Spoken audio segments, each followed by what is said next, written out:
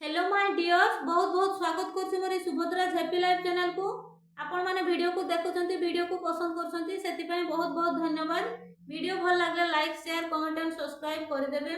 आपण माने निज निज जीवन रो परिचर्या को परिवर्तन करबा पय जो रेस्पोंसिबिलिटी नेइछंती एवं लॉ ऑफ अट्रैक्शन को अनुसरण करूछंती, सेति पय बहुत बहुत धन्यवाद। तो पुणी मु एक नुआ वीडियो नेकी आपण मानका सम्मुखरे उपस्थित हेई परिछि, सेति पय परमात्मा परमेश्वर को बहुत बहुत धन्यवाद।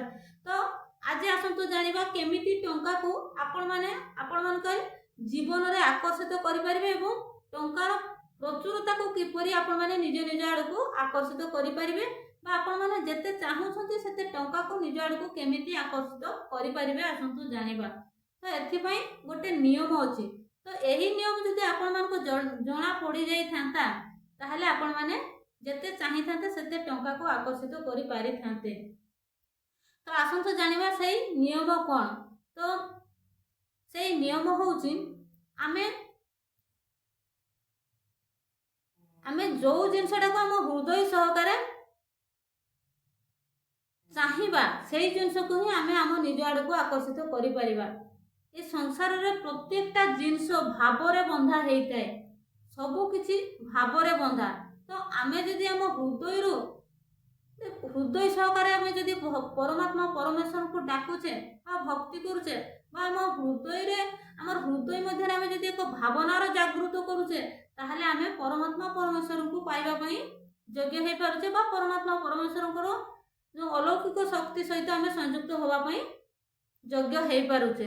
तो ठीक सेही परि मनी क्षेत्र रे मध्य आमे जदि मनी को आम हृदय रो भलो पाइबा दबा, हृदय रो आमे जदि रेस्पेक्ट दबा बा मनी प्रति आमर एक सद्भावना जागृत हो आम हृदय भितरे, तो आम हृदय भितरे गोटे मनी प्रति बहुत भल पाइबा आसीबो ताहले मनी आम पाखकू आपे आपे आकर्षित हेई करी आसीबो।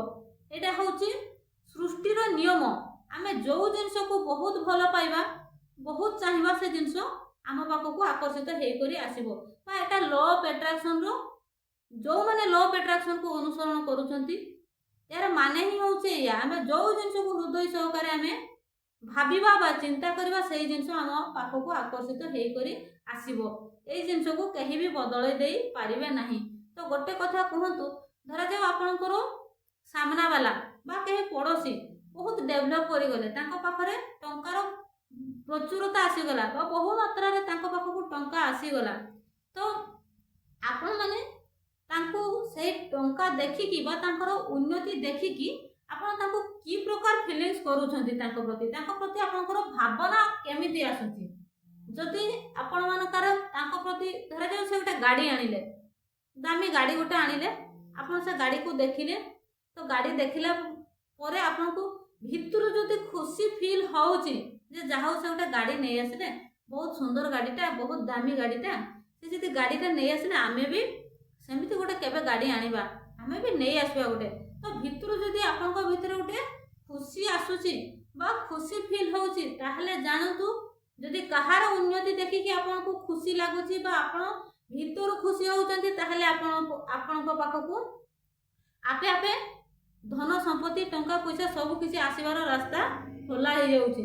आ जदि आपण तांकर टंका को देखि कि ईर्ष्या करले किबा खराब आखिरे देखिले किंबा किछि खराब कथा कहिले ताहले आपण जानतु आपनको पाखरु टंका धीरे धीरे धीरे धीरे दूरे की जाउची। एटा होउची सृष्टिर नियम। आपण जो जिंस को भलो पाइबा देबे, जो जिंस को आपण रेस्पेक्ट देबे, जो जिंस को आपण हृदय सहकारे भावना हृदय भावना जागृत करके जदि भलो पाइबा दउछंती से जिंस आपे आपे आपनको पाखकू आकर्षित हेई करी आसीबो, तार प्रचुरता आपनको पाखकू आकर्षित हेई करी आसीबो। किंतु जदि आपण ईर्ष्या कले आपण से धनी लोक को आपण ईर्ष्या कलेनी, आपण तांकर धन को ईर्ष्या कले, तेणु से धन धीरे धीरे धीरे धीरे आपण कोठू दूरे जीवो। एटा होची सृष्टिर नियम, याको केही भी बदलाई पारिबेनी। आपण निज भितरे जदि भलो भावना आनिले ताहले आपनको पाखकू से जिंस आपे आपे आसीबो। जदि आपण से जिंस प्रति आपनकर भावना आपनकर खराब हैला ताहले से जिंस आपे आपे आपण कोठू दूरे जीवो। एटा होची सृष्टिर नियम। तो जदि आपण माने सही व्यक्ति को देखिकी बहुत खुशी हो जाउछंती ताहले ताहले आपण जानतो आपन पाखकू आपे आपे टंका आसीबो। आ जदि सेही व्यक्ति को देखिकी आपण मानका भितरे ईर्ष्या आसुची, आपण मानका भितरे गोटे हिंसार भावना आसुची, ताहले आपण पाखरु मध्य धीरे धीरे टंका आपण पाखरु धीरे धीरे दूरे जीवो।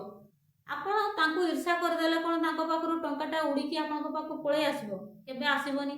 तो काहे कि आपण माने ईर्ष्या करिकि निजर क्षति करिवे, अन्य को ईर्ष्या करिवे, निज पाखरे जहा थिबो ताहा भी जीवो। तो अन्यर खुशी रे आमे खुशी होबा, अन्यर उन्नति रे आमे मध्य तांको खुशी रे आमे खुशी होबा, आमे तांको ईर्ष्या करबानी कि हिंसा करबानी, ताहले आम पाखकू टंका आपे आपे आसीबो। तो आ गोटे जिनस प्रति मध्य हमको गुरुत्व देवा पई पड़िबो। जदि आमे काहाकू केते बेले टंका देला बेले जदि आमे खोला हृदय रे दउछे बा खुशी रे सहकारे दउछे, ताहले आम पाखकू मध्य सेमिति खुशी रे सहकारे टंका आसीबो, बा आमको भी केही जेतेले टंका दउछंती सेतेले खुशी रे सहकारे देबे बा हृदय खोला सहकारे आमको देबे। जदि आमे मन भितरे किंतु रखिकी काहाको दउछे, जदि आम मन भितरे एते चलीगला सेते चलीगला एते देली एमिति मनोवृत्ति की धरिकी आमे जदि काहाको दउछे, ताहले आम पाखकू मध्य टंका आसला बेले ठीक सेमिति आसीबो। तो आमको भी केही सेमिति मनोवृत्ति करिकी देबे। तो टंका देला बेले आमर मनोवृत्ति की प्रकार रहिबा दरकार, ता प्रति ध्यान देबे आपण माने जे आमे को प्रकार मनोवृत्ति रे आमे तांकू दउछे। तो एहा ही होउची लॉ ऑफ मनी। यह हूँ मनी रो गोटे नियम। आमे मनी को जेमिति रेस्पेक्ट दबा सेमिति मनी आमको रेस्पेक्ट दबो। आमे जेमिति मनी को आमे भल पाइबा दबा, मनी मध्य आमको ठीक सेमिति भल पाइबा। काहारी पाखरे जते बेला आमे टिके देखू टंकार प्रचुरता आसी जाइछि कि तांको पाखरे टिके टंका अधिक हो जाइछि बा से टिके धनी लोक हो जाइछंती, सेते बेले आमे तांको किछि अपमान सूचक कथा कहिथाउ जे सी कु रास्ता रे बा ओ रास्ता रे टंका रोजगार करिसंती बा कला धन बोली आमे कहिथाउ बा से लुटी की आनिसंती बोली कहिथाउ। किंतु सेटा कहिबा द्वारा आमे तांकु कहिनु, आमे जो टंका को आमे अपमान सूचक शब्द व्यवहार कलु। आमे जदि टंका को किछि भी अपमान सूचक शब्द व्यवहार करिथाउ ताहले टंका आम पाखरु धीरे धीरे दूरे जीवो। तेणु जेते हेले भी तांको पाखरे लक्ष्मी सदया अछंती, तांकु से टंका को समिति भावना रे देखुथिबे, टंका प्रति तांकर भल पाइबा थिबो, टंका को से रेस्पेक्ट दउथिबे, नहले टंका तांको पाखकू आसीबो नाही। जेहेतु तांको पाखरे एते सारा टंका अछि बा एते सारा धन संपत्ति अछि, तांको पाखरे लक्ष्मी सदया हेइछंती बा लक्ष्मी ठाकुराणी तांको दउछंती, तांकर किछि ना किछि तांकर भलो कर्म थिबो, नहले तांको पाखकू लक्ष्मी सदया हेइ आसीबेनी। तांको पाखरे जेहेतु लक्ष्मी सदया हेइछंती, तांको पाखरे अधिक प्राचुर्य अछि, धन संपत्ति अछि, तेणु लक्ष्मी तांको दया करिसंती, माता लक्ष्मी तांको दया करिसंती।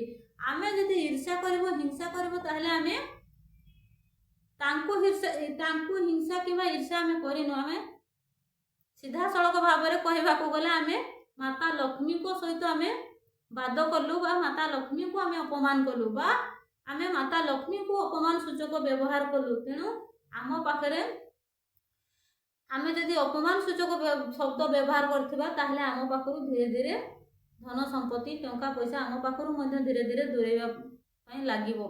तो प्रति मुहूर्त रे ए सब को ध्यान दबा दरकार, कहीं ना सी कर्म करूछंती, सी सेमिति कर्म करूथिबे, से भल कर्म करूथिबे, नहले तांको पाखकू एते सारा धन संपत्ति आसीबनी, से तांकर कर्म ठीक थिबो। आमे तांको तांकर देखिकी ईर्ष्या करदेवा, तांको किछि कहिदेवा माने आमे हम निजर क्षति कले। तेणु ए छोट छोट कथा को आपण माने गुरुत्व दियंतु। ए छोट छोट कथा आपण माने जानिछंती किंतु टिके सचेतन हेइ नांती। तो आपण माने जदि ए छोट छोट कथा को टिके सचेतन हेइ जिवे, आपण माने टिके 10 मिनिट टाइम काढी के वीडियो को देखिबे एवं जदि आपण माने एई जिंस को ग्रहण करि नेबे ना, ताहले आपण को पाखु मध्य टंका आपे आपे आसीबो, जेते चाहिबे सेते आसीबो।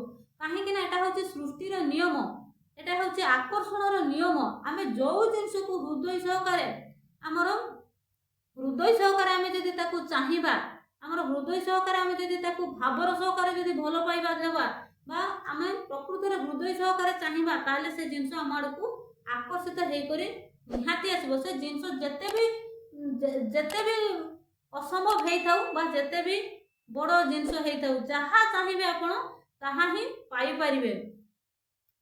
ତ ଆମେ ଛୋଟ ଛୋଟ କଥାକୁ ଧ୍ୟାନ ଦେବା ଦରକାର। ଧରାଯାଉ ଆମ ଘରକୁ କେହି ଗୋଟେ କିଛି କରିବା ପାଇଁ ଆସିଲେ, 2 ଘଣ୍ଟା ଧରିକି କାମ କଲେ, କିନ୍ତୁ ଆମେ ଯେତେବେଳେ 200 ଟଙ୍କା ତାଙ୍କୁ ଦେବା ପାଇଁ ପଡ଼ୁଛି, ଆମେ ସେତେବେଳେ ଆମ ମନ ଭିତରେ କହୁଛି ହେ ଏତିକି ସମୟ କାମ କରି ସେ 200 ଟଙ୍କା ନେବେ, ଗୋଟେ ଦିନ କାମ କଲେ 200 ଟଙ୍କା ମିଳୁନି ଲୋକଙ୍କୁ। ତ ଆମ ଭିତରେ ଏଇ ସବୁ ମନୋବୃତ୍ତିର ପରିବର୍ତ୍ତନ କରିବା ଦରକାର।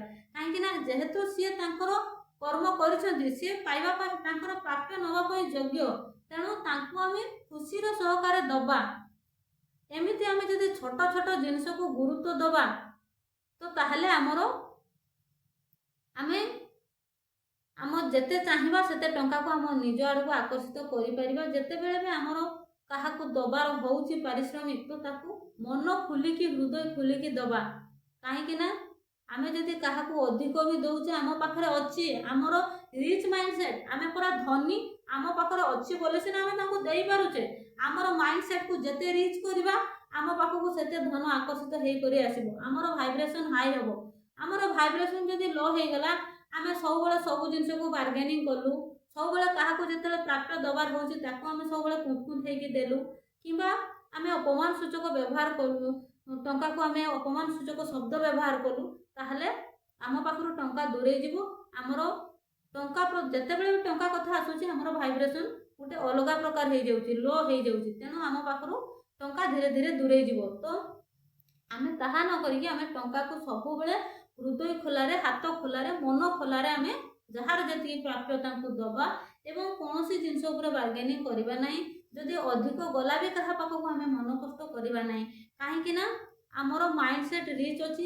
ଆମେ ଯଦି କାହାକୁ ଦେଇଥିବା ତାହା ଆମ ପାଖକୁ 10 ଗୁଣା ହେଇକରି ମାଲ୍ଟିପୁଲ୍ ହେଇକରି ଆସିବ। ଯଦି ଆମେ ହୃଦୟ ସହକାରେ ନିଜର ଭାବନାକୁ ଶୁଦ୍ଧ ରଖିକି ଆମେ ଦେଇଥିବା, ତାହେଲେ ଆମ ପାଖକୁ ତାହା 10 ଗୁଣା ହେଇକରି ଆସିବ। ତ ଆପଣମାନେ ବି ଯଦି ଛୋଟ ଛୋଟ କଥାକୁ ଧ୍ୟାନ ଦେବେ, ଏଇ ଛୋଟ ଛୋଟ କଥାକୁ କଥାଟା ଛୋଟ ହେଇପାରେ, କିନ୍ତୁ ଧ୍ୟାନର ସହକାରେ ଯଦି ଆପଣ କାର୍ଯ୍ୟରେ ପରିଣତ କରୁଛନ୍ତି, ତାହେଲେ ଆପଣମାନଙ୍କୁ ନିହାତି ଆପଣମାନେ ଯେତେ ଚାହିଁବେ ସେତେ ଟଙ୍କାକୁ ଆକର୍ଷିତ କରିପାରିବେ। ତ ଯଦି ଭିଡ଼ିଓ ଭଲ ଲାଗିଲା, ଆପଣଙ୍କୁ ଯଦି ଏଇ ଛୋଟ ଛୋଟ କଥା ବି ଆପଣଙ୍କ ମନକୁ ଯଦି ପାଇଥାଏ, ତାହେଲେ ଆପଣମାନେ କାର୍ଯ୍ୟରେ ପରିଣତ କରିବେ। ଏବଂ ଆପଣମାନଙ୍କୁ ଯଦି ଭିଡ଼ିଓ ଭଲ ଲାଗିଥିବ, ନିହାତି କମେଣ୍ଟରେ ଆପଣମାନେ କମେଣ୍ଟ କରିବେ। ତ ଥ୍ୟାଙ୍କ ୟୁ ସୋ ମଚ୍।